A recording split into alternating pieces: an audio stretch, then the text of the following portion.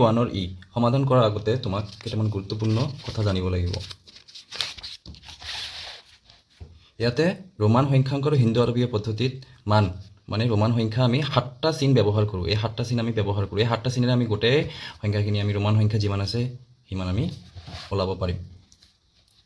এই 7টা তোমাক মনত পেলাব লাগিব 1 5 10 50 100 500 আৰু 1000 ইয়াতে চোৱা ইয়াতে কিছুমান ৰুলছ আছে ইয়াতে সব এক নম্বৰ দিয়া আছে ৰুল কেইটা কিতাপত দিয়া আছে 1 10 100 আৰু 1000 এই চাৰিটা প্ৰতীক সৰ্বাধিক তিনিবাৰ একেৰাহে ব্যৱহাৰ কৰিব পাৰি তাৰ মানে এই চাৰিটা যে আছে এই চাৰিটা আমি তিনিবাৰ লিখিব পাৰিম ইয়াতে চোৱা 1 তিনিবাৰ হৈছে 1 তিনিবাৰ হৈ 3 হৈছে তাৰ পিছত ইয়াতে চোৱা x 10 যে আছে 10 তিনিবাৰ হৈছে ঠিক আছে ইয়াতে c তিনিবাৰ হৈছে m তিনিবাৰ হৈছে এই চাৰিটা আমাক মনত ৰাখিব লাগিব 1 10 100 আৰু 1000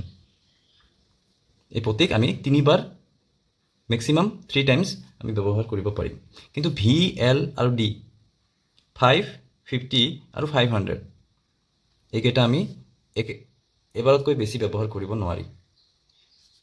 তাৰ মানে আমি এনেকৈ লিখিব নোৱাৰি v মানে কিমান হয় 5 এটো মানে 5 আমি দুবাৰ ব্যৱহাৰ কৰিব নোৱাৰি এটো 10 5 5 আৰু 10 হৈ গল এটো আমি ভুল হ'ব এনেকৈ ব্যৱহাৰ কৰিব নোৱাৰি 10 লিখিবলৈ হলে আমাক এনেকৈ লিখিব লাগিব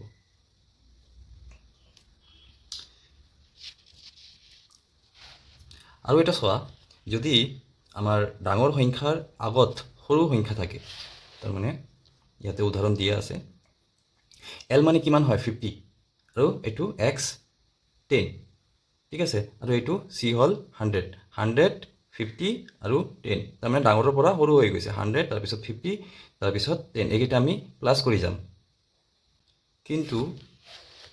ইয়াতে চোৱা 5 আৰু 1 এটো আমি 6 ক'ব নোৱাৰো কাৰণ সৰু আগফালে আহিছে এই দুটা মিলি এটা হ'ব সো 6 যদি আমি লিখো 5 আৰু 1 তাৰ মানে ডাঙৰৰ পিছত সৰু এটো হ'ব 6 কিন্তু এই ডাঙৰৰ আগত যদি সৰু সংখ্যা থাকে ৰোমান সংখ্যাৰ ক্ষেত্ৰত কৈছো যদি সৰু সংখ্যা থাকে তেতিয়া এটো মাইনাস কৰিব লাগিব ডাঙৰৰ পৰা সৰুখিনি মাইনাস কৰিব লাগিব এই দুটা মিলিয়ে এটা সংখ্যা বুজাব আৰু যদি পিছফালে থাকে ডাঙৰৰ পৰা সৰু হৈ আহে ইয়াতে যেনেকৈ ডাঙৰৰ পৰা সৰু হৈ আহিছে 100 50 আৰু 10 এনে ইয়াত আমি প্লাস কৰি দিম 100 50 আৰু 10 টোটাল কি হ'ব 160 কিন্তু l টো এইফালে থাকিলে যদি এনেকৈ লিখিলো হয় c x l এটো কেনে আমি 160 লিখিব নোৱাৰো কাৰণ এটো হল ডাঙৰ আহিছে ঠিক আছে কিমান আহিছে c মানে 100 তাৰ পিছত xl x সৰু ডাঙৰ হলেই এই দুটা মিলি এটা হ'ব না এটোৰ পৰা এটো মাইনাস কৰিব লাগিব 42 কিমান হ'ব 140 তেতিয়া ইয়াতে চোৱা কিমান হল 160 এইখিনি ভালদৰে মনত ৰাখিবা v l আৰু d মানে 550 আৰু 500 এই কেইটা কেতিয়াও কোনো এটা সংখ্যাৰ আগত নবহে মনত ৰাখিবা তাৰ মানে এতিয়া আমি যদি 1000 লিখো 1000 নালাগে ধৰি লও আমি 100 লিখিম 100 হ'ব c ৰ আগত কিন্তু এনেকৈ v লিখিব নোৱাৰো আমি যদি 95 লিখো 100 ৰ পৰা 5 মাইনাস কৰিলে 95 হয় কিন্তু 95 আমি এনেকৈ নিলিখো আমি সৰু সংখ্যা হলেও আমাৰ এই মাইনাস কৰি দিও কিন্তু এই কেইটা আমি বহাব নোৱাৰো v l আৰু d আমাৰ এটো উত্তৰ ভুল হ'ব 95 হলে 90 আৰু 5 লিখিব লাগিব এনেকৈ আমি ডাইৰেক্ট 95 লিখিব নোৱাৰো কাৰণ v l আৰু d কেতিয়াও ডাঙৰ সংখ্যাৰ আগফালে নবহে আৰু এইকেইটা তোমালোকে অলপ চাই লবা x মাত্ৰ l আৰু c ৰ পৰা মাইনাস কৰিব পাৰো এই 1 ক v আৰু x ৰ পৰা মাইনাস কৰিব পাৰো মানে 5 আৰু 10 ৰ পৰা মাইনাস কৰিব পাৰো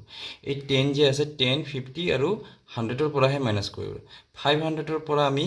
d ৰ পৰা x মাইনাস কৰিব নোৱাৰো এটো ভুল হৈ যাব এইকেইটা তেনেকৈ আছে চাই লোৱা ইয়াত চোৱা 10 মাইনাস 2 এটো ভুল হ'ব এটো 8 লিখিবলৈ 10 - 2 কৰি দিও আমি 8 কিন্তু এটো ভুল হ'ব কাৰণ আমাক তিনিবাৰ চান্স থাকে ৰিপিট কৰিবলৈ 5 আৰু 1 তিনিবাৰ আমি ৰিপিট কৰিব পাৰোঁ কিন্তু যেতিয়া 9 আহিব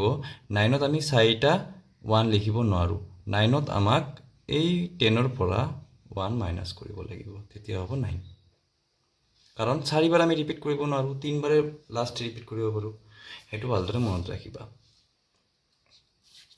তাৰপিছত এই চাৰ্টখন তোমালোকে অলপ চাই লোৱা ইমান যদিও নালাগে তোমাক এইখিনি জানিলে হ'ল তোমাৰ এইখিনি জানিলে হ'ল যে 1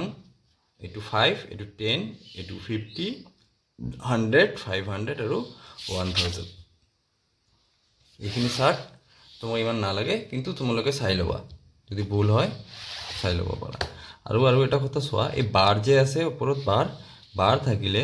যিকোনো ৰোমান সংখ্যাৰ ওপৰত বাৰ থাকিলে এইটো 5 নহয় 5ৰ ওপৰত বাৰ থাকিলে 5000 হৈ যাব মানে 5 ইনটু